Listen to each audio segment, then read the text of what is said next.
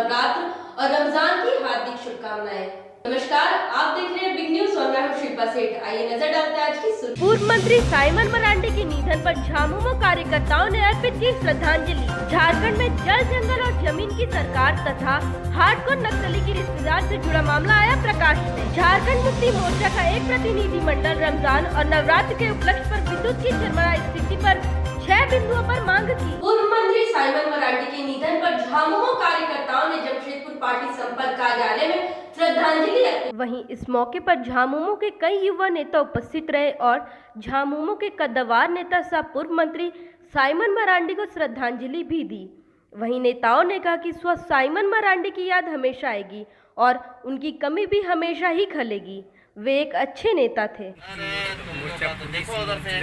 संपर्क कार्यालय में हमारे पार्टी के सीनियर नेता स्वर्गीय साइमन मरांडी जी का निधन हॉस्पिटल में इलाज के दौरान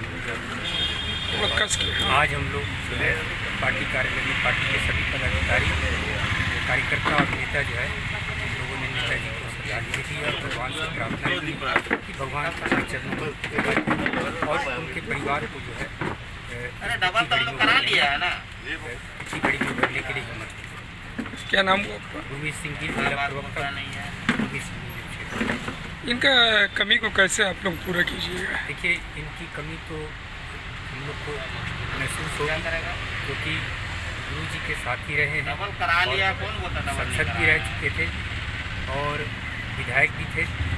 तो इन्होंने गुरु जी के साथ में कंधे से कंधा मिलाकर इस झारखंड अलग राज्य के लिए आंदोलन किया है। स्वाभाविक बात है कि ऐसे सीनियर लीडर्स के जाने से पार्टी में थोड़ा दुख तो होगा ही और कमी भी महसूस होगी। जमशेदपुर के घोर नक्सल प्रभावित क्षेत्र बूढ़ाबांदा के हार्डकोर नक्सली कानू मुंडा की रिश्तेदार रविता मुंडा शहर में दर दर की ठोकर खा रही है। न्याय को लेकर आदित्यपुर थाना में धरने पर बैठी। जी हां, आपको बता दें कि झारखंड में जल, जंगल और जमीन की सरकार। फिर क्यों रविता दर दर की ठोकरें खा रही है? रविता आदिवासी महिला है। मैट्रिक तक पढ़ी लिखी रविता पूर्वी सिंहभूम जिले के घोर नक्सल प्रभावित क्षेत्र बूढ़ाबांदा की रहने वाली है। पति की मौत के बाद गांव छोड़कर रविता शहर ये सोचकर आई थी कि अपना जीवन बसर कर सके। रविता मैट्रिक के बाद आगे पढ़ना चाहती थी, लेकिन परिवार वालों ने जबरन उसकी शादी करवा दी थी। शादी के 3 महीने बाद ही पति की मृत्यु हो गई, जिसके बाद रविता ने शहर का रुख ले लिया। हार्डकोर नक्सली रहे कानू मुंडा की रिश्तेदार रविता वापस अपने गांव नहीं लौटना चाहती। रविता मुंडा आदित्यपुर थाना अंतर्गत बेल्डी बस्ती में किराए के मकान में रहती है और अमेजॉन कंपनी में हाउसकीपिंग का काम कर रही थी। लेकिन अचानक पिछले दिनों रविता को दलित, हरिजन और आदिवासी कहकर कंपनी प्रबंधन ने काम से निकाल दिया।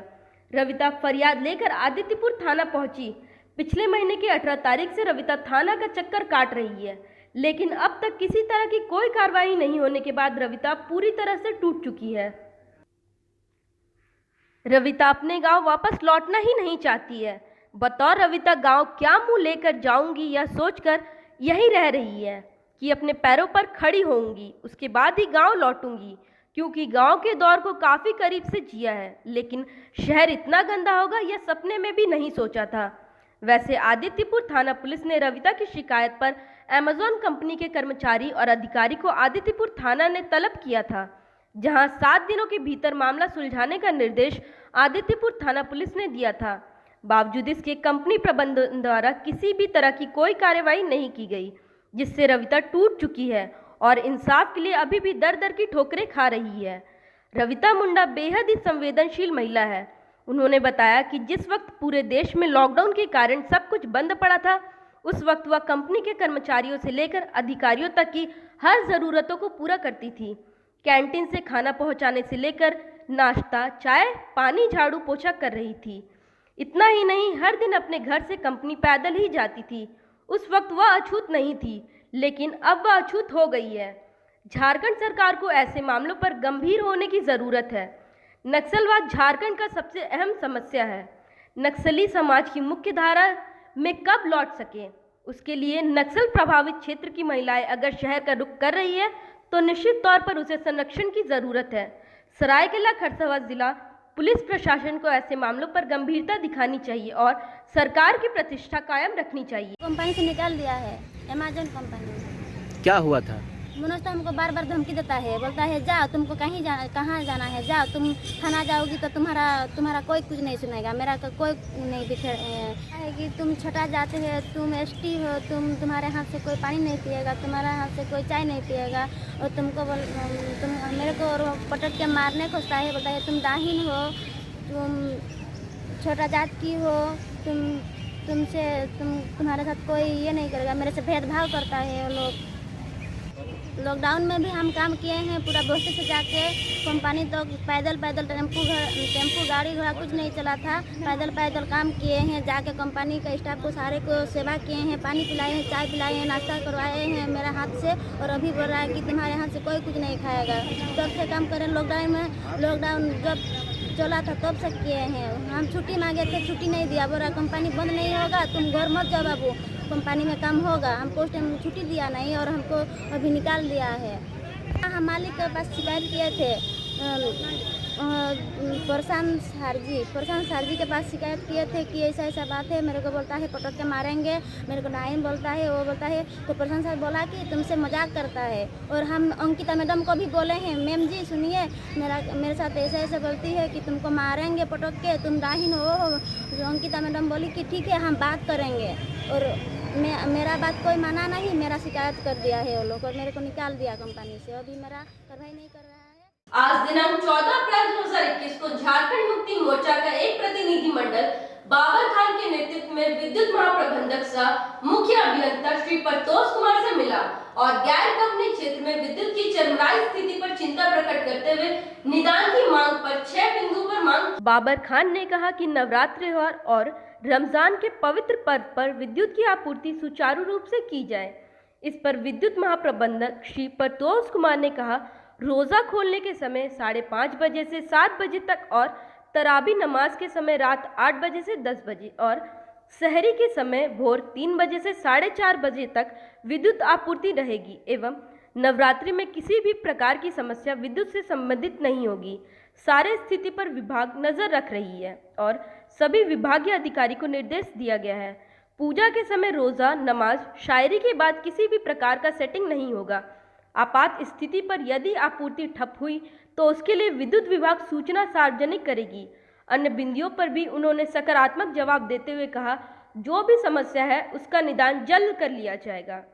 इस पर गुरमीत सिंह गिल नंतू सरकार, मोहम्मद समद अंसारी, बारी अंसारी, मोहम्मद निजामुद्दीन, नीरज सिंह रानू कुमार उर्फ रानू अरुण प्रसाद, मोहम्मद नासिर अधिकारी लोग भी उपस्थित रहे। क्षेत्र में गैस डिस्को कंपनी क्षेत्र में जहां डीवीसी सप्लाई है, वहां पर ही बिजली की स्थिति शुरुआती गर्मी में ही चरमरा सी गई है, जिसको झारखंड मुक्ति मोर्चा ने काफ़ी गंभीरता से लेकर के आज छुट्टी का अवकाश का दिन है, उसके बावजूद भी आज विद्युत महाप्रबंधक बिष्टुपुर कार्यालय में आकर मिले हैं और उनसे हम लोगों ने अनुरोध किया है कि एक नवरात्रि का पर्व और दूसरा रमज़ान का पर्व, ये दोनों एक साथ चल रहे हैं और विद्युत की कटौती इस कदर हो रही है कि उपभोक्ता जो विद्युत उपभोक्ता है वो काफ़ी आक्रोशित हैं।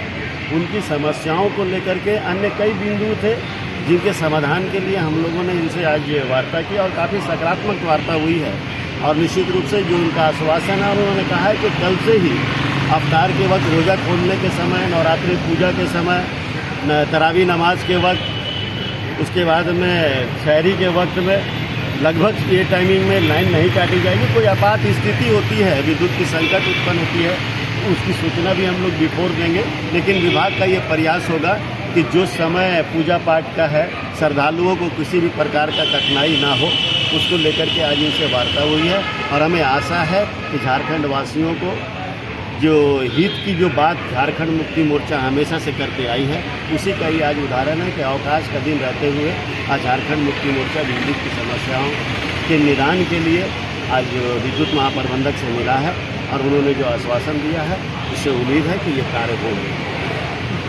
कई घंटों से एक बुजुर्ग महिला बाबा साहब की प्रतिमा से कुछ ही दूरी में एमजेएम अस्पताल के बाहर गिरी हुई तड़प रही। हजारों लोग बगल से पार हो रहे हैं मगर किसी ने भी उसकी मदद नहीं की, परंतु उसे गोद में उठाकर एमजीएम अस्पताल ले जाया गया।